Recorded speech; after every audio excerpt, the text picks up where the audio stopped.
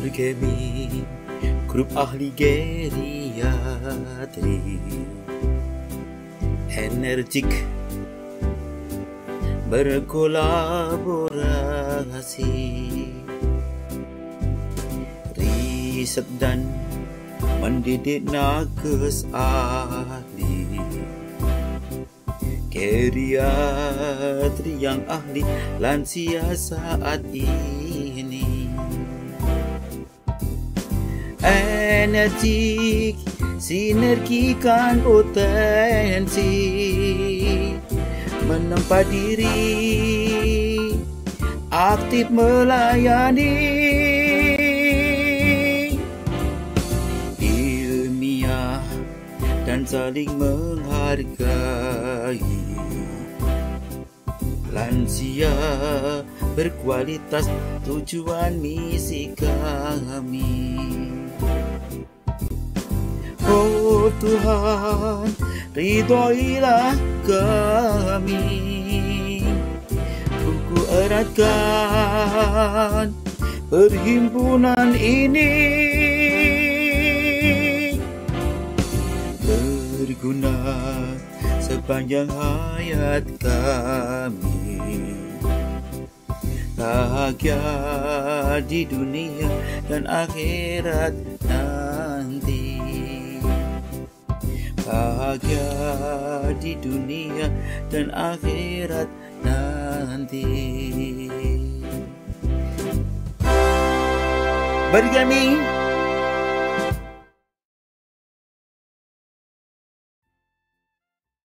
Selamat malam Bapak Ibu, sahabat semua. Senang sekali kita dapat kembali berkumpul dalam acara Praktikal Early DIY yang ke-193. Pada kesempatan malam ini kita akan melanjutkan tayangan ulang dari seri sebelumnya dengan tema yang sangat dekat dengan kehidupan kita, yaitu merawat lansia di rumah bagian kedua. Bapak dan Ibu sekalian, merawat orang tua dan lansia bukan hanya persoalan kesehatan fisik semata, tetapi juga menyangkut kasih sayang, kesabaran, dan kepedulian.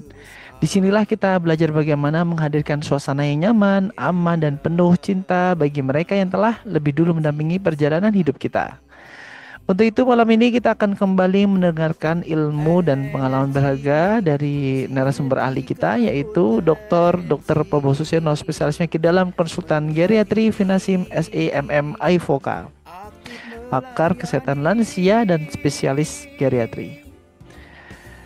Semoga melalui tayangan ini kita semua mendapatkan wawasan baru, semangat, dan inspirasi untuk terus merawat lansia dengan sebaik-baiknya. Mari kita simak bersama, selamat menyaksikan. Assalamualaikum warahmatullahi wabarakatuh.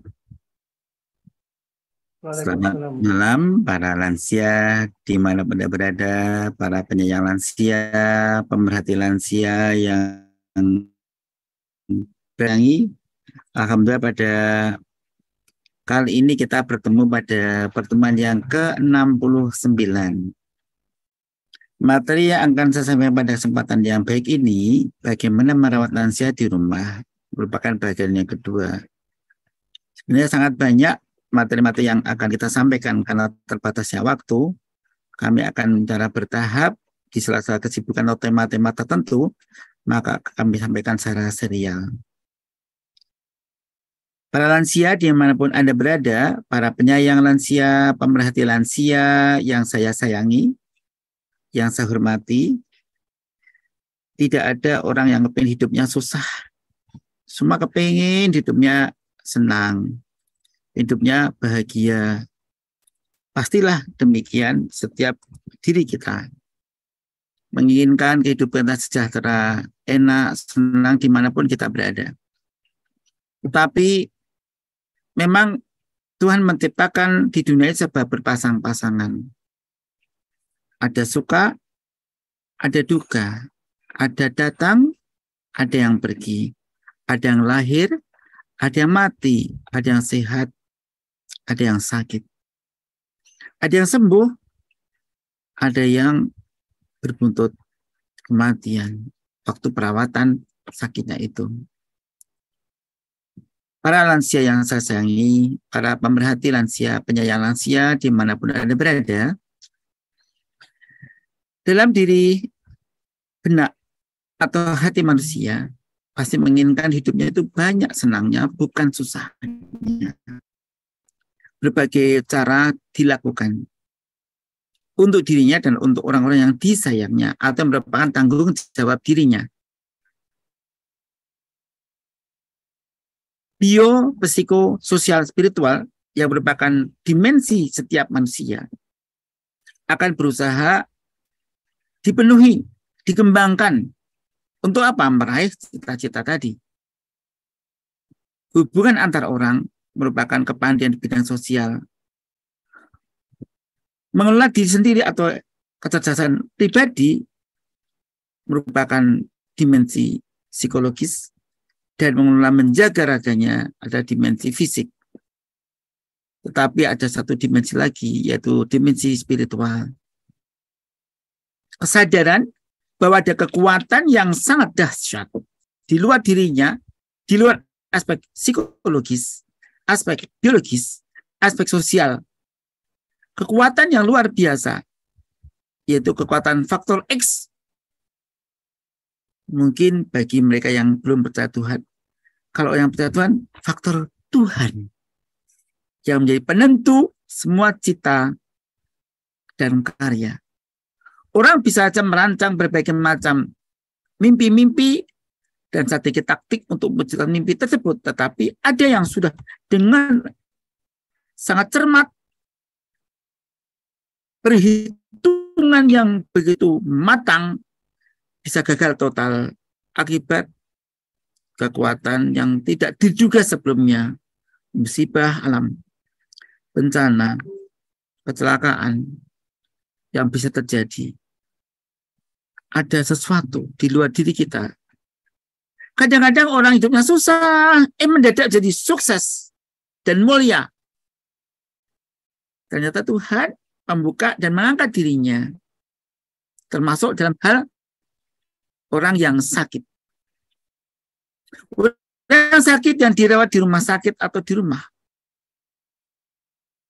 Apapun sakitnya, berkaitan dengan aspek tua atau aspek degeneratif, baik yang meliputi ketidakmampuan bergerak atau immobility, kemampuan untuk menjaga keseimbangan diri, gampang jatuh, instability, atau tidak mampu mengendalikan berak kencing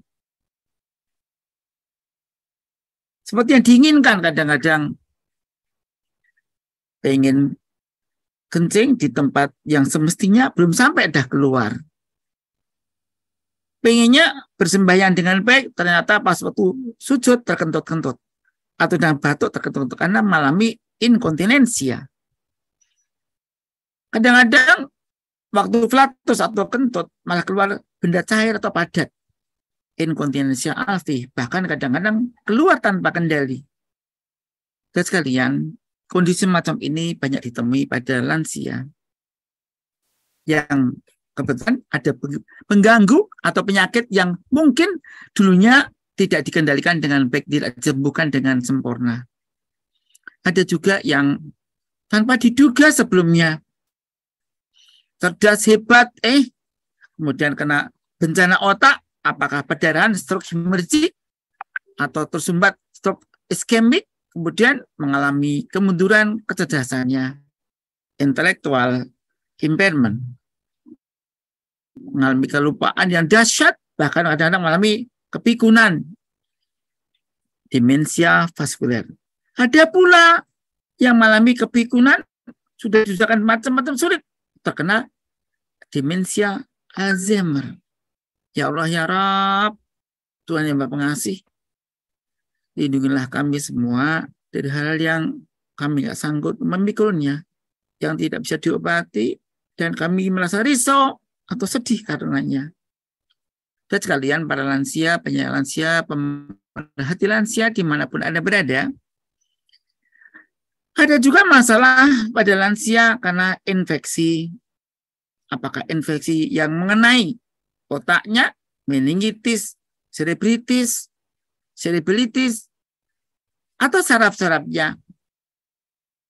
Apakah infeksi mengenai matanya, mengenai telinganya, hidungnya, giginya, mulutnya, tenggoroknya, kerongkongannya, paru-parunya, lambungnya, ususnya, jantungnya, ginjalnya, kandung ketingnya, kandung empedunya, usus buntunya, kulit kaki, tulangnya. Ya Allah, infeksi. Orang yang juga gagah perkasa di waktu muda, kadang-kadang kita melihat kenapa dia sekarang seperti ini. Ternyata dia mengalami gangguan apa? Gangguan karena radang pada sumsum tulangnya, osteomyelitis. Ada juga yang disebabkan faktor-faktor lain. Mengalami kemiskinan yang tidak terduga sebelumnya. Impecunity. Dulu kaya raya, mendadak kena musibah, rumahnya terbakar. Konslet listriknya. Dan terbakar. Miskin mendadak, asetnya habis, hilang. Tabungannya, emasnya, hancur. Ya Allah, ya Rabb. Dan itu menimpa. Kami menyaksikan sendiri, orang-orang yang kami kagumi, kena musibah yang tidak terduga semacam ini. Dan sekalian yang saya hormati, kita tetap waspada. Di masa-masa semakin tua, kita harus berhati-hati. Bahkan yang belum tua pun harus mempersiapkan diri. Ada hal yang tidak terduga semacam ini. Pertanyaannya adalah, kalau sudah terkena bagaimana? Apa menyesali diri, menyalahkan masa lalu? Tidak. Kita tidak menyalahkan masa lalu. Kita berusaha agar di masa kini kita bagus. Terus sekalian yang saya hormati,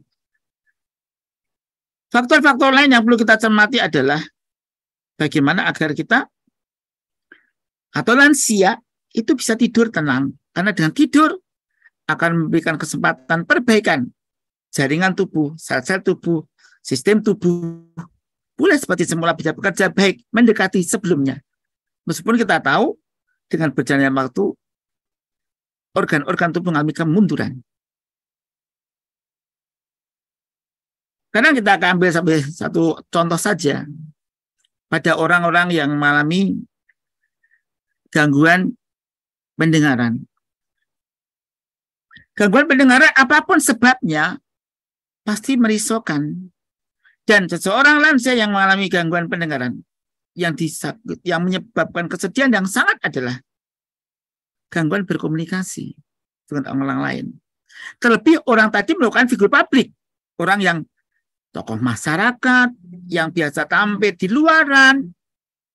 Karena gangguan telinga, apapun sebabnya, menyebabkan dia tidak bisa berkomunikasi lagi. Kemudian dia menarik diri, tidak sedikit mengalami depresi. Karena itulah, sahabat-sahabat lansia, penyalansia di mana-mana berada, kita, ya Allah, memohon, moga-moga telinga kita ini dijaga, dianugerah Allah kesehatan. Sungguh, para dokter ahli THT dan kepala leher sering menyaksikan betapa besarnya nikmat Tuhan berupa telinga yang sehat ini. Kami sebagai ahli geriatri menyaksikan betapa sedih dan repotnya kalau seseorang lansia mengalami gangguan pendengaran ini. Betapa tidak berkomunikasi yang dulu dengan enak, nyaman, suara berbisik pun dengar, sekarang tidak dengar lagi. Teriak-teriak. Kadang-kadang maunya A didengar, karena nggak kedengaran, ditimanya min A atau B atau C. Kamu makan. Kamu sudah makan. Terdengar mungkin kamu tidak makan. Karena salah mendengarkan. Timbul perselisihan, seling surup dalam bahasa Jawanya. Kemudian bisa, kalau lansia sudah tidak berdaya, bisa berjalan, kemudian menulis, alangkah senangnya. Apalagi matanya masih bagus. Komunikasi dengan lansia yang ada gangguan pendengaran, kita mengandalkan apa? Mengandalkan mata. Mata. Jadi orang yang ada gangguan pendengaran, maka kalau gangguan tuli total, maka yang diandalkan adalah komunikasi dengan tulis atau dengan mata, gerak tubuh. Aku. Ya. Oh, sudah. Makan, ya. Bagi mereka lansia yang memiliki gangguan pendengaran, pastilah para caregiver, para perawat, para orang yang merawat lansia ini, pasti mengandalkan bahasa dengan visual, dengan penglihatan, dengan gerak, kombinasi antara ucapan, dikeraskan, kadang-kadang sudah tulisan, nggak bisa mendengarkan. Ya Allah, betapa besar nikmat Tuhan, bahasa sehat telinga itu luar biasa. Sahabat-sahabat yang sayangi, dan gangguan telinga itu bisa karena diabetes mellitus yang tidak terkendali, neuropati, hipertensi, infeksi, trauma, dan lain sebagainya, atau tumor. Nah, dan sekalian, yang jelas kalau kita merawat lansia yang mengalami gangguan pendengaran, maka terpenting adalah memfungsikan secara optimal organ lain yang tersisa. Apa itu? Mata. Mata. Tidak boleh dengan gedek-gedek, geleng-geleng, tangan gerak-gerakan kanan kiri. Ke sini, ke sini. Makan. Yuk minum. Pakai gerak tangannya. Jadi bagi mereka yang mengalami gangguan pendengaran pada lansia, kalau gangguan total, telinga tuli total, sekali lagi, para caregiver kita semua pakai mengandalkan bahasa isyarat, gerak tubuh, atau tulis. Kami memiliki beberapa pengalaman betapa pandainya seorang istri dari seorang pasien lansia yang suaminya mengalami gangguan pendengaran. Kemudian apa yang dipakai? Pakai whiteboard. Papan ditulis dengan spidol. Tulisi, Pak, mau makan, lapar. Kemudian suaminya bilang, iya. Oh iya. Ya. Menjawab, lauk ingin apa? Telur. Telur. Nah, kita tahu dengan tulisan. Kalau enggak, kadang-kadang kita nggak sabar, tulisannya disiapin. Pakai kertas ditulisi. Mau makan apa? Ayo minum dulu, makan dulu. Bagi mereka gangguannya tidak tuli total, beruntung sekali. Dengan dilambatkan ucapan-ucapan atau kata-kata, maka komunikasi terjadi. Apalagi ditambah dengan nada rendah. Nada rendah. Ternyata di saraf telinga lansia itu ada gangguan pada fungsi saraf frekuensi yang tinggi. Sehingga yang mudah dicerna, didengar adalah nada rendah. Nada rendah, pelan-pelan, dan yang terpenting, kalimat penting utama diletakkan bagian akhir dari kata-kata atau kalimat. Eyang mau makan obat. Kalau telinga masih didengarkan meskipun ada gangguan atau mendengarkan sedikit saja. Iya. Obat ya. Makan obat. 1 obat. Pagi. Jadi jangan makan obat 1 kali pagi ya. Gitu tahu. Jangan lupa gitu ya. Loh. Yang dengar gitu iya. Kalimat terakhir. Jadi yang penting diletakkan di bagian akhir. Nada rendah. Kecepatan dilambatkan. Ini bagi yang masih mendengarkan meskipun sangat lembut suaranya. Ada gangguan pendengaran. Ada yang sudah pakai hearing aid tetap nggak bisa mendengarkan. Karena gaduh, berisik, buku. Ya, kadang-kadang kemudian melepaskan. Padahal dengan pelatihan para ahli THT, para konsultan bidang telinga, hidung, tenggorok, konsultan kepala dan leher, mengajarkan pakai saja terus, pakai saja terus, pakai saja terus. Lama-lama akan adaptasi, lama bisa mendengarkan dengan baik. Tetapi tergantung kepribadian si lansia tersebut. Apakah lansia tipe yang konstruktif, ataukah tipe-tipe yang bermusuhan, anger, ataukah orang yang tipe defensif, ataukah tipe yang dependen. Kalau lansia tipe defensif atau bermusuhan, anger, maka akan sulit mendapat hal itu. Tapi mereka yang konstruktif atau positif mau, akhirnya bisa komunikasi lagi. Bisa komunikasi dengan orang lain. Dan komunikasi merupakan yang sangat luar biasa. Sahabat-sahabat para lansia dimanapun Anda berada, para penyandang lansia, pemerhati lansia. Jadi kalau kita melayani lansia yang ada gangguan pendengaran itu, tetap kuncinya komunikasi. Kalau masih mendengarkan, kecepatan rendah, artikulasinya diperjelas, kalimat terpenting di bagian akhir. Tetap jaga perasaannya, tetap jaga perasaannya. Jangan kemudian kita cekak-cekik di jauhan, nanti yang kita, bapak ibu kita lansia tadi yang merasa singgung. Aku dirasani yo, aku diguncing ya. Ada apa mereka mengolok-olok aku jadi makhluk yang. Nah, nanti kalau perasaan jadi tidak enak, yang repot adalah marah atau membenci diri sendiri, merasa gagal, depresi. Kalau dia agitatif, ngamuk, kita mungkin bertobat. Tapi mereka yang kemudian nggak mau keluar, nggak mau kemana, tidur saja. Di saat itulah nanti akan berdatang penyakit-penyakit karena postural, pneumonia, tiduran terus. Mulai nggak mau makan, daya tahan tubuhnya mulai rendah.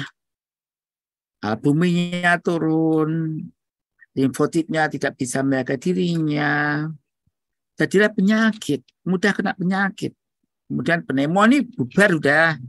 Pagi nggak mau minum, infeksi kencing. Ya Allah, kata kristal pula. Nah, kayak itulah dalam komunikasi dengan lansia, jaga perasaannya. Tepuk-tepuk bahunya, dirangkul, eyang. Pakai itu makan dulu. Yuk makan bersama, yuk. Tulisan kalau mereka tulis total. Kalau masih mendengarkan pelan-pelan. Eyang, jangan pakai eyang, tapi eyang. Makan yuk, kami suka kalau eyang mau makan kami senang sekali kalau eyang bersama kami. Atau atau gini, kami senang sekali kalau eyang makan, kami bahagia banget. Jadi selalu dalam ungkapan itu kita jadi seseorang, kita jadi korban dari kehebatan dia. Jadi nanti beliau akan merasa terangkat, aku penting. Wah, aku nggak makan jadi nggak enak kalau nggak ada kakong, nggak ada uti. Wow, kalau ada uti semuanya enak deh. Semua pada berbeda-beda. How. Ini penting sekali para pemirsa dimanapun Anda berada, kata-kata penting untuk membuat besar hati. Dan besar hati itu akan diharapkan lansia akan bisa menghargai masa aku masih punya arti. Dan aku bukan barang yang atau orang seonggok daging yang tidak berguna. Mau pergi salaman, cium tangan, senang sekali. Atau rangkul, atau tepuk-tepuk, atau dicium bibinya. Wow, senang sekali. Ya, ucapan nada tembak, makasih eyang. Makasih eyang. Kalau teringat jadi gangguan, nanti kadang-kadang kita seperti orang demo ya. Anak cucu membuat kertas, ditulisi, aku sayang eyang. Dijepit dengan lidi, atau spidol, atau pulpen, atau pensil. Aku sayang eyang, semua gitu. Wah, senang sekali. Sepele banget loh. Dan lansia bagaimana anak-anak dalam sebuah firman Tuhan, barang siapa yang aku panjangkan umurnya, maka aku akan kembalikan ia sebagaimana awal kejadiannya. Jadi yang sudah tua sekali itu kayak minta maaf ya, mungkin ada tersinggung.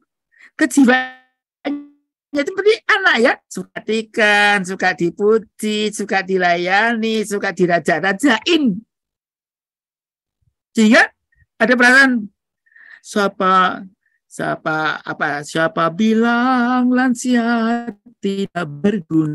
Itu benar-benar itu benar. Kata-kata lagu itu benar. Lansia itu senang sekali kalau amat masih berguna. Minta doa restunya, minta nasihatnya. Terus sih, Eyang mohon dikoreksi ya. Apa ada kalimat yang tidak tepat? Misalnya kita buat tulisan, ucapan-ucapan apa, atau tulisan yang misalnya orang tua kita ternyata orang yang cerdik ya, ada penulis, mantan dosen, atau mantan trainer, mantan coach, pelatih-pelatih, atau kita bisa mohon bimbingannya yang meskipun kita ya hanya formalitas, tapi senangnya minta ampun. Apakah dia yang kita modif, kita tuisi, kita pakai scan, kita cropping wajahnya, kepalanya di situ ditampilkan, dipasang, dididik. Wah, senang sekali. Sekali lagi, selama mata masih bagus, meskipun ada gangguan telinga, lansia tetap bahagia. Sahabat-sahabat lansia dimanapun Anda berada, para penyayang lansia, pemerhati lansia dimanapun Anda berada, makan minum sangat penting sekali.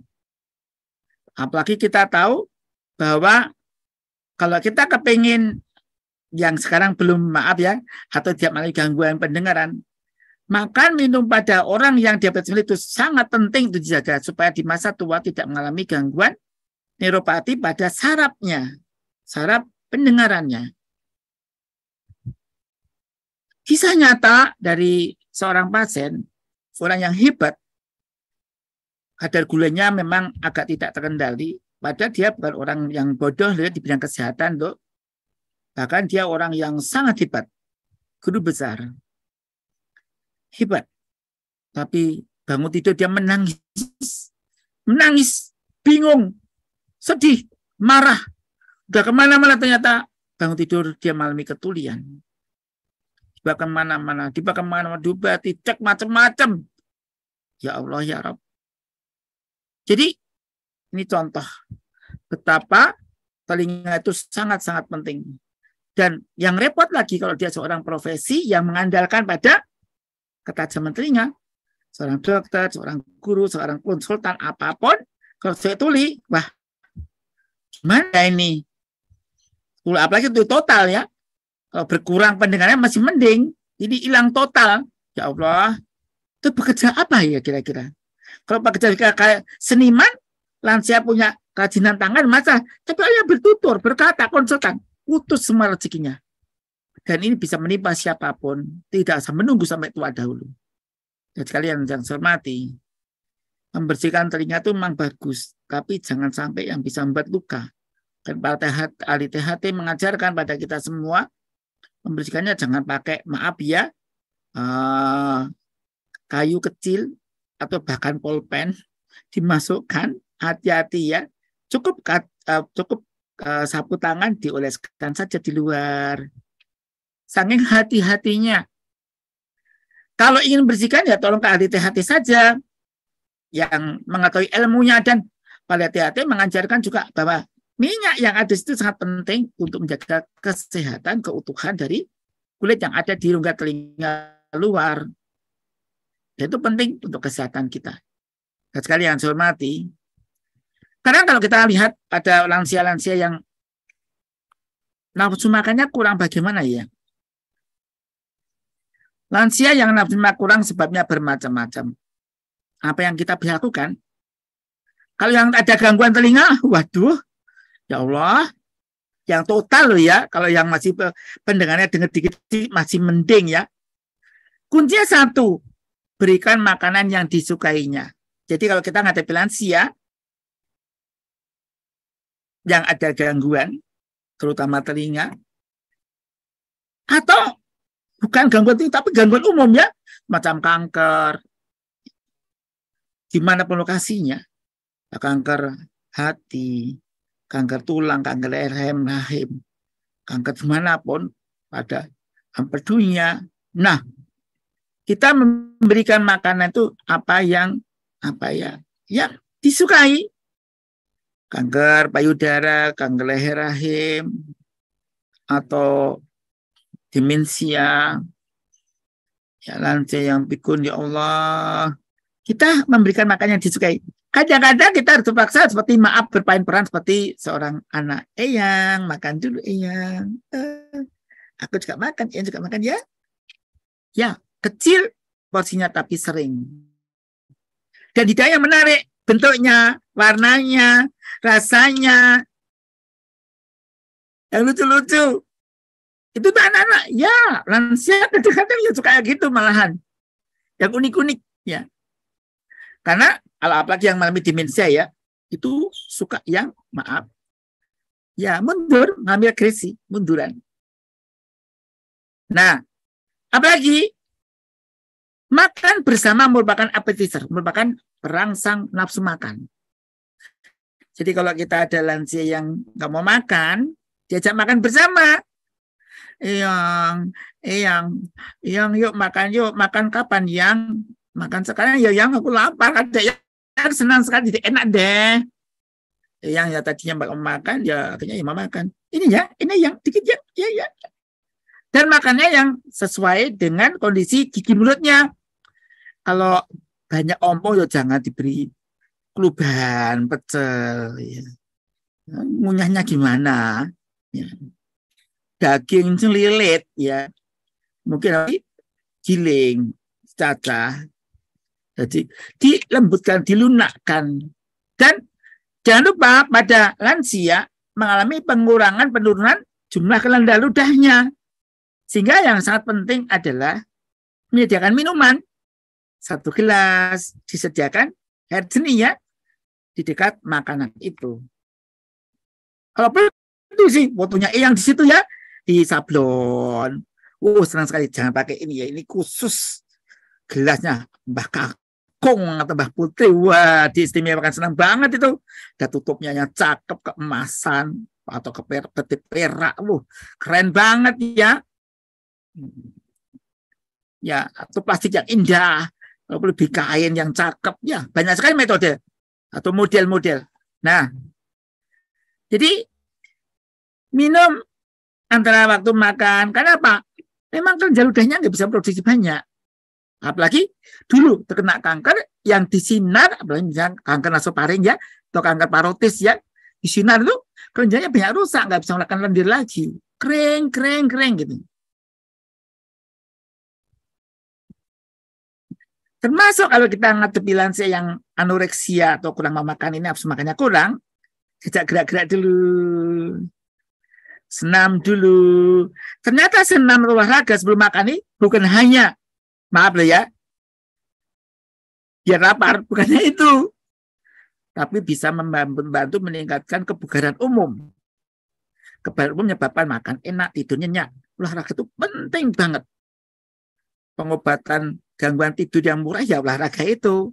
Tapi jangan sebelum tidur olahraga loh ya. Nanti kadang-kadang pas tidur kram-kram ya. Kenapa? Sampah asam metabolik yang ada di dalam sel otot belum semuanya terbuang. Nah, ini yang menyebabkan kadang-kadang para pakar di bidang kesehatan olahraga bisa menimbulkan kram, tindihan dalam bahasa Jawanya. Sahabat-sahabat para lansia dan penyayang lansia, pemerhati lansia dimanapun Anda berada, kalau ada tanda-tanda berat badan mulai tambah banyak atau kurang banyak, nah ini diwaspadai. Kok cepat sekali naik ya? Apakah makanan masuk jadi daging atau jadi lemak, ataukah timbunan cairan akibat penyakit-penyakit diakibatkan hipoalbuminemia, kekurangan albumin, ataukah gangguan kelemahan jantung atau CHF, chronic heart failure, yang pada pasien-pasien semacam ini nggak boleh berlebihan minumnya. Atau ada namanya CV, chronic venous insufficiency. Kakinya bengkak, apalagi dia minum obat-obatan yang menyebabkan bengkak. seperti amlodipin, nifedipin, amlodipin yang terkenal.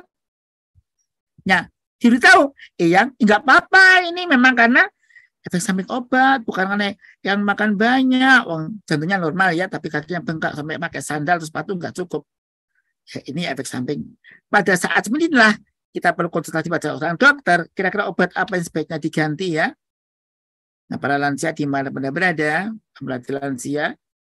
Nah, yang kedua, hubungannya dengan makan dan minum adalah kalau tidak bisa kencing, wah ini harus waspada bener nih. Nggak bisa kencing. Apalagi sampai 1 hari nggak bisa kencing, apalagi 2 hari. Wah, ini serius ini.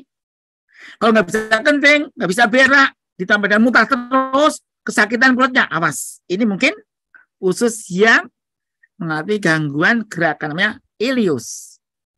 Sakit sekali ini. Jadi para lansia, penyerang lansia, pemerhati lansia di mana berada. Jadi makanan ini kita bisa mempersiapkan diri mendeteksi apakah ada sesuatu yang serius atau tidak serius pada lansia tersebut. Pada beberapa kondisi orang-orang yang tidak mau makan diakibatkan sering singgul tuh ceguan. Ini jadi kadang-kadang menjadi masalah yang merepotkan. Gimana ada ceguan ya?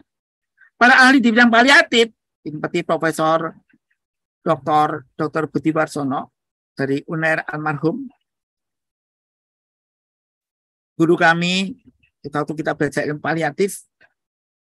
Nah, mengajarkan beberapa metode agar ceguan cepat hilang bagaimana ya?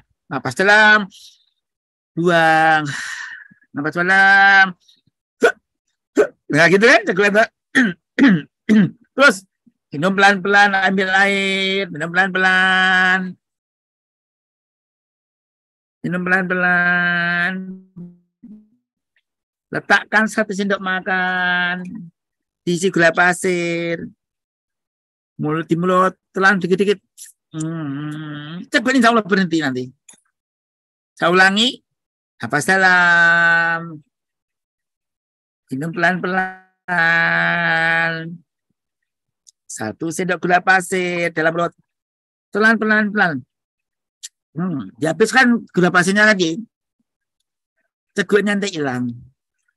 Metode ini sudah kami laksanakan setelah kami mendapatkan training waktu melalui pendidikan paliatif dasar dan menengah di UNER waktu itu di Dr. Sutomo ya, dengan pengacara tim paliatif dari Sutomo dan UNER yang sangat luar biasa. Ada Prof. Sun, Mas Agus Ali Fauzi, ada Mbak Wiwi, dan sebagainya. Banyak orang hebat di sana. Nah, diajarkan semacam ini. Termasuk kita kalau menghadapi lansia yang mengalami gangguan, misalnya kemoterapi, pemakaian obat-obat mengatasi kankernya, biasanya sampainya rontok.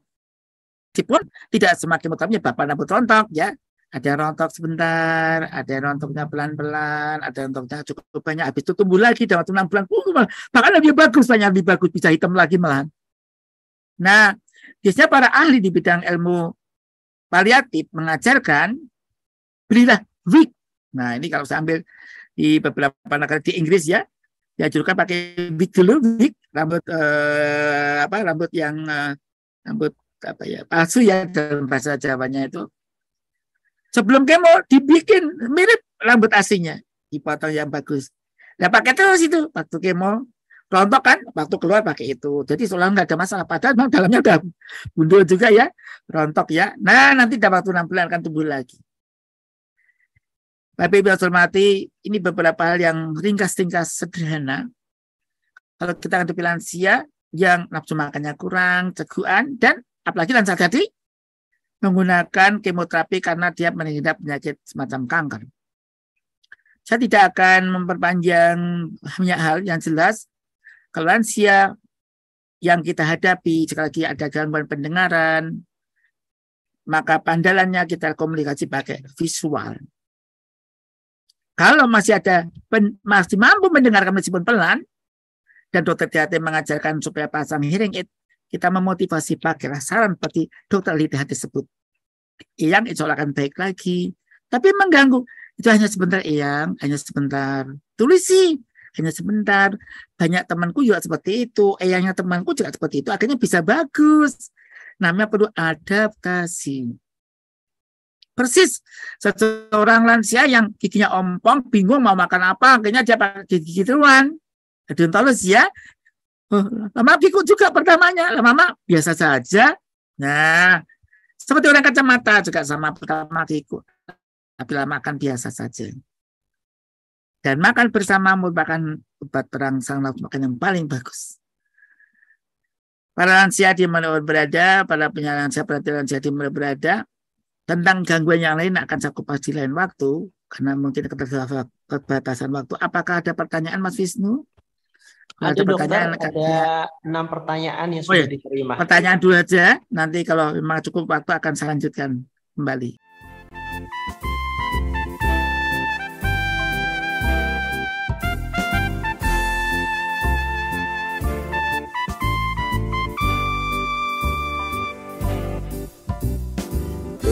Bergemi grup ahli geriatri energik berkolaborasi, riset dan mendidik nakes ahli geriatri yang ahli lansia saat ini. Energik, sinergikan potensi, menempa diri, aktif melayani, ilmiah dan saling menghargai. Lansia berkualitas, tujuan misi kami. Oh Tuhan, ridhoilah kami, kuku eratkan perhimpunan ini,